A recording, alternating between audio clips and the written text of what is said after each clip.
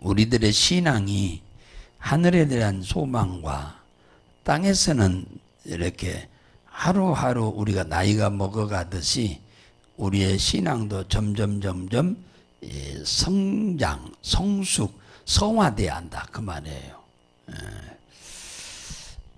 이 베드로는 1장 1절에 보면 소아시아 인근에 있는 교회들의 성도들에게 보내는 유대인으로서 기독교로 전향해서 유대에 살 수 없어요. 유대에 살면 다 죽이니까. 그래서 다 흩어져 가지고 살고 있는 이 사람들한테 보내는 서신입니다.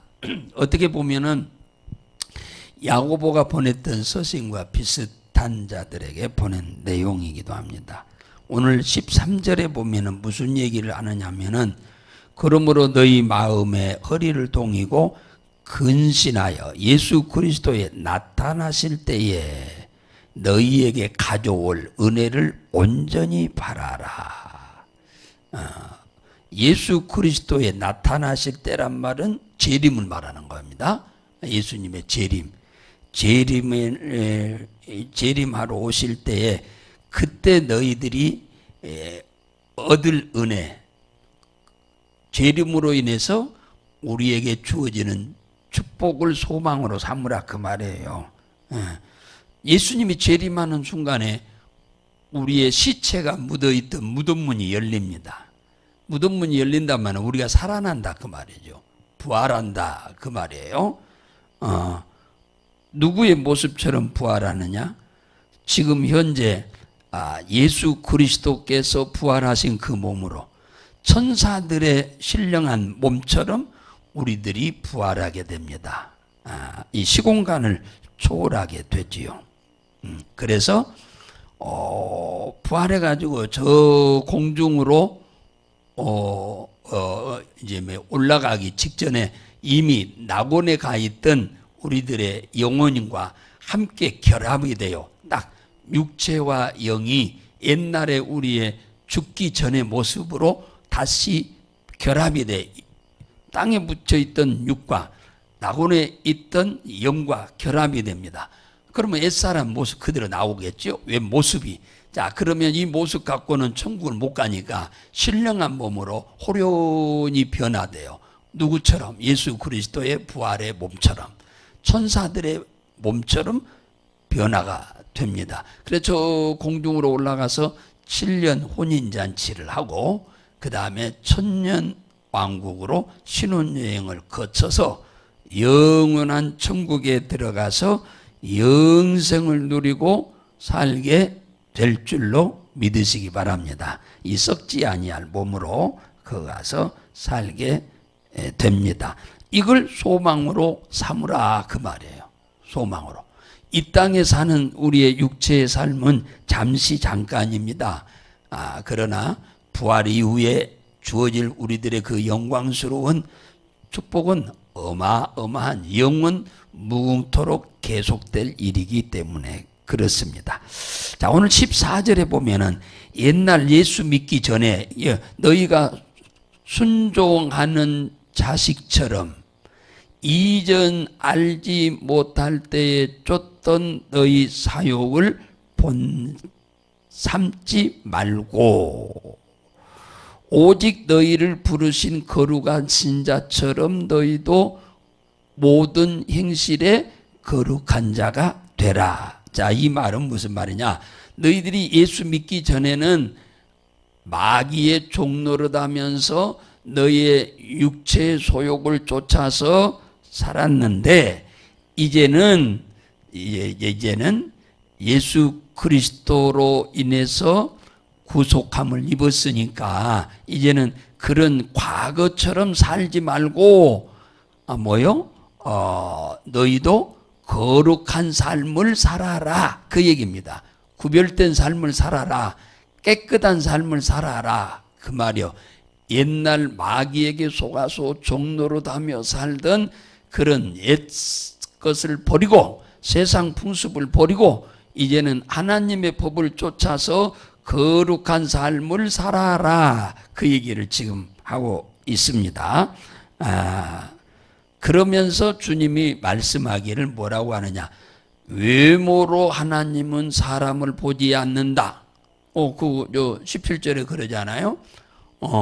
각 사람의 행실만 본다. 그러잖아. 각 사람의 외모는 안 봐. 각 사람의 행실만 봐. 행동만 본다 그 말이에요. 그러니까 믿음과 행함은 일치해야 하는 거예요. 그러니까 믿음과 행함이 같이 가지 않으면 그 믿음이 아니에요. 그러니까 여기서 말하는 것은 믿음과 행위가 하나 되어야 한다 그 얘기입니다.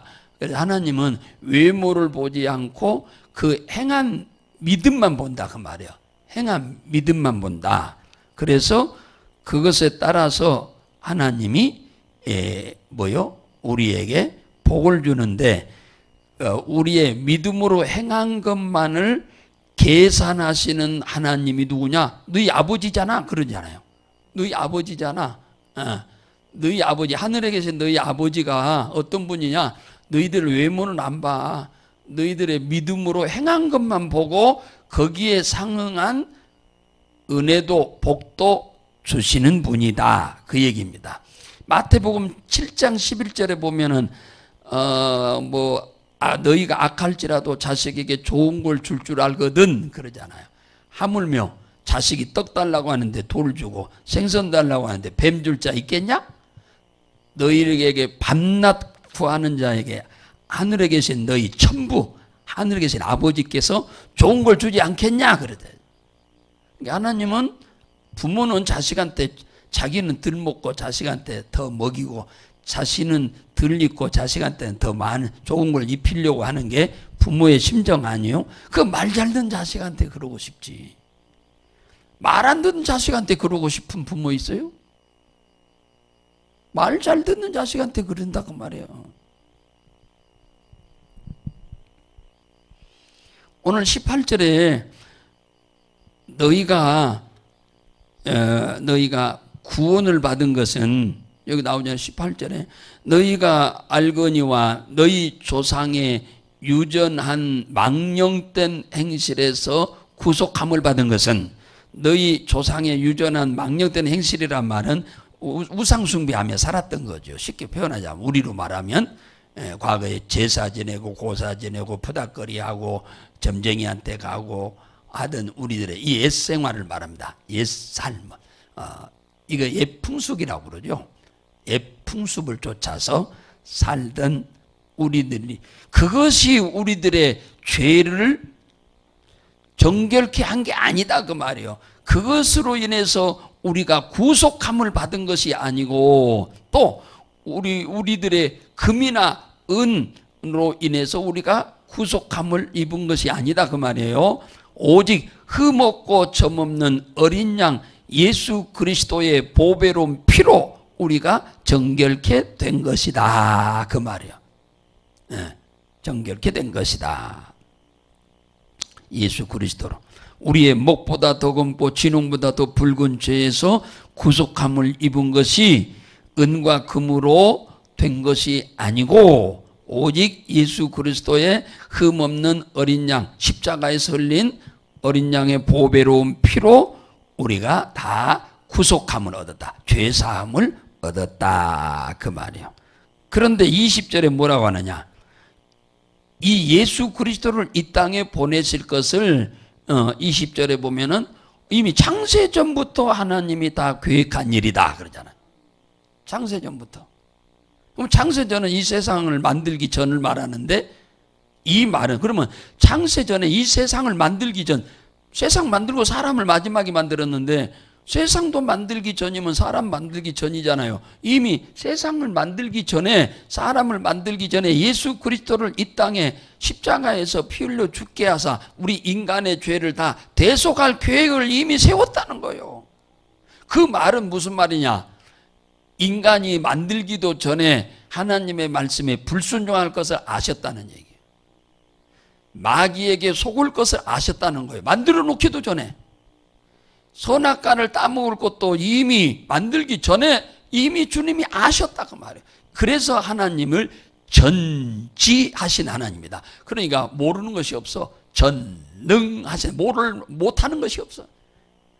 그러니까 이미 하나님은 우리 인간을 만들기 전에 이미 불순종할 것도 알았고, 마귀한테 속을 것도 알았고, 선악과 따먹을 것도 이미 다 하셨어. 그래서 우리 인간을 위해서 예수 그리스도를 십자가에 어린 양의 보배로운 피를 흘리게 해서 우리 죄를 사해 주실 것도 이미 주님이 계획했다고 그렇게 얘기한 거예요. 그 중에 우리가 포함된 거죠. 우리 이 지구상에 사는 모든 사람을 구속하는 게 아닙니다. 예수 그리스도의 보배로운 피는 하나님이 구원하시기로 작정한 자, 예정한 자, 계획한 자, 선택한 자, 그들의 죄를 사하는 거. 그래서 마태복음 1장 21절에 그러잖아요.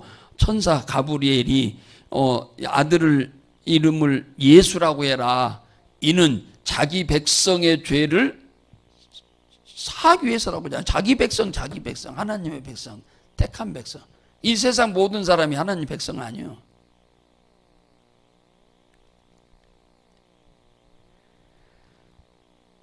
그러니까 우리가 예수를 믿은, 그래서 사도행전 13장 48절에 보면은 영생을 주시기로 작정된 자들은 믿는다 그러잖아요. 아무나 예수 믿는 게 아니에요.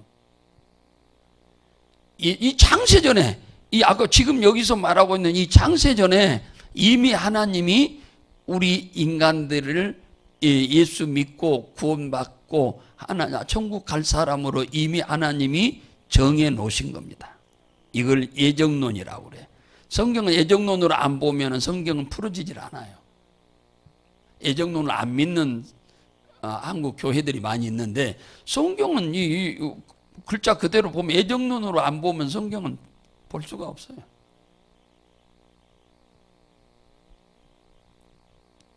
그러면 우리 인간의 노력으로 구원받는다는 거예요. 말도 안 되는 얘기지.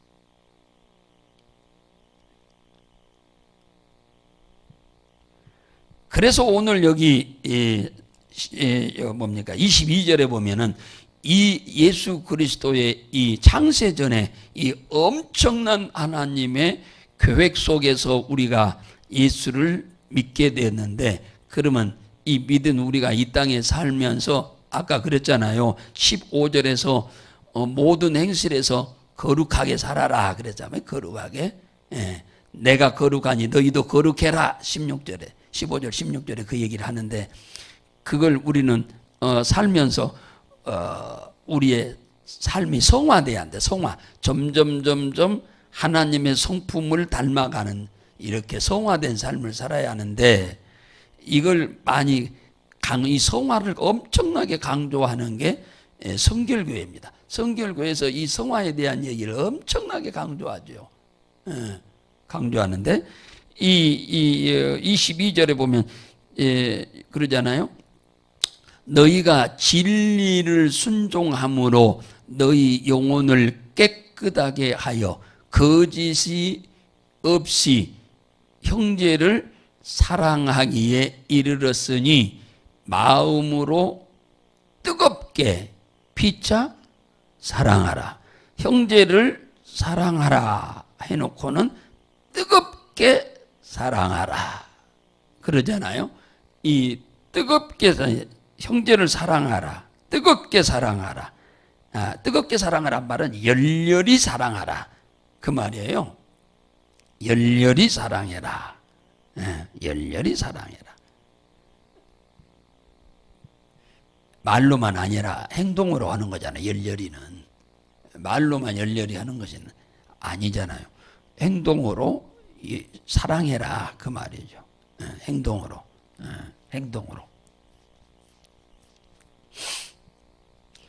그러면서 23절에 거듭남에 대한 얘기를, 어제 3절에서도 얘기했는데 또 여기에서 거듭남에 대한 얘기를 또 하고 있어요. 어제 3절에서 서두에 제가 요한복음 3장에 있던 니고데모에 대한 거듭남의 비밀을 얘기를 해드렸는데, 여기 또 거듭남에 대한 얘기를 하죠. 너희가 거듭남이 썩어질 씨로 된 것이 아니요. 그 말은 무슨 말이에요? 너희들의 조상들의 도움으로 되는 것이 아니요. 썩지 아니할 씨로 된 것이니 하나님의 살아있고 항상 있는 말씀으로 된 것이다. 하나님의 씨가 예수지요. 그 다음에 항상 있는 말씀이 예수요. 그러니까 예수로 인해서 우리가 거듭난 거죠. 그의 영, 성령의 도우심으로. 그러므로 우리가 죽지 않고 영원히 사는 거예요. 그런데 24절에 그러잖아요. 육체는 그렇지 않다. 풀의 꽃과 같다. 그래서 풀이 마르듯이 육체도 마르고 꽃이 떨어지듯이 인간도 죽는다. 그거예요. 안 죽는 사람 하나도 없어. 오히려 부자들이 오래 사는 것 같은데 부자들이 오래 못 살더라고. 부자들이 얼마나 근심 걱정이 많은지 알 수 있죠. 가난한 사람들이 편안해. 오히려 부자들이요 그냥 돈 버는 게 아니요. 이게 속이 썩어버려. 돈 버느니라고. 그래가지고 오래 못 살아. 부자들이 거의 그러더라고. 돈 갖고 그 해결할 수 있는 것도 아니잖아요. 돈이 없을 때야 돈이면 다 될 줄 아는데 돈 막상 가지고 보면 돈 가지고는 아무것도 할 수 없어. 막상 가지고 보면 속고 사는 거지. 좀 편리하긴 하지만 돈이 우리 생명을 연장시키는 거 아니에요. 거듭남은 예수 그리스도로 인해서 거듭나는 것이고 우리 육체는 풀의 꽃과 같다. 그래서 다 풀이 마르듯 우리 육체도 마르고 꽃이 떨어지듯 육체도 말라서 떨어진다. 그러니까 거의 사람이 돌아가실 때는 빼빼 말라가지고 돌아가셔. 그죠? 말라가지고 돌아가셔. 사고로 인해서 돌아가시는 분은 죄하고 거의가 그래요. 거의가 말라. 풀이 마르듯 육체가 다 말라. 마르면 꽃이 떨어지잖아요. 떨어지듯 육체도 가는 거잖아요. 이게 우리 인생이에요. 그러니까 우리가 어디에 지금 소망을 두라고 지금 13절에 그래요. 예수 그리스도 재림 이후에 있을 그 영광에 소망을 두고 살아라. 할렐루야. 그거요, 거기요. 여기서 우리가 천년 만년 사는 것 아니니까요. 그 부활 이후에 예수님 재림하고 우리가 부활해서 그 이후에 있을 그 영광스러운 일에 소망을 두고 살아라. 그 일에 우리가 동참하고 살 것이니 감사하며 기뻐하며 여러분들 사시기를 주의 이름으로 축원하고 이 아침에 그 영광스러운 소망에 동참할 우리들의 기도를 들으시고 하나님은 좋은 것을 우리에게 주시기를 원하시는 아버지 되시는 것을 믿으시기 바랍니다.